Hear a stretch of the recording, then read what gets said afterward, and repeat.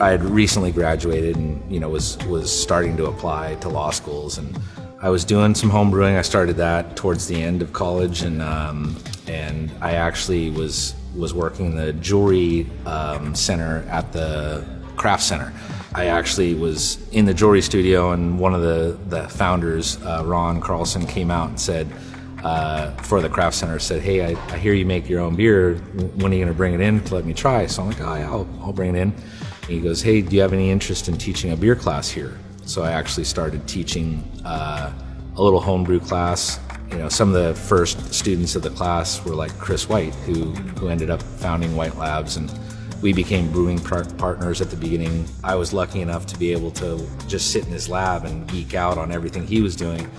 And while he was in there, you know, working away, I'd go through the drawers just looking at all the different glassware and stuff. We would be in there plating yeast, you know, and watching him work on what he was actually supposed to be working on, you know, it was so correlated to what I was interested in that we had this kind of parallel existence in the lab together. So 92 was when the home brew shop opened, and Jack's whole goal with opening up a home brew shop from day one was to open up a brewery. It took 4 years for that home brew shop to kind of generate enough revenue to get enough money together to where we could put in our first brew house. We were always trying to go out of our way to help the people that liked our beer, you know. So and then the awards didn't hurt, you know. Right. Winning the awards along the way, and I knew that there was no distillery in San Diego, and there hadn't been what I think as far back as since Prohibition.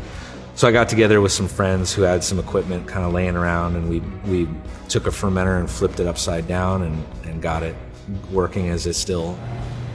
The first still we ever got was this one here. This is our homemade still. Me and a friend of mine welded this thing up. Yeah, I can see those welds there. Yeah, and it actually was the original still that we got into the business with.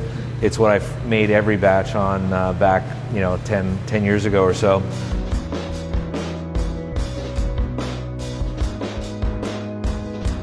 The distillery had been up and running for about 10 years, winning tons of awards, best of shows. You know, Cutwater essentially was broken away with the sale, and this was in the works as we were still considering Ballast Point's kind of next step into the distilling world. We were lucky enough to have this kind of break free and have a similar team to who we had over there kind of come over and start this project. You know, just looking at the equipment, to me, it's like it's art, pieces of art, you know, and that is a craft in and of itself, the people that make this stuff.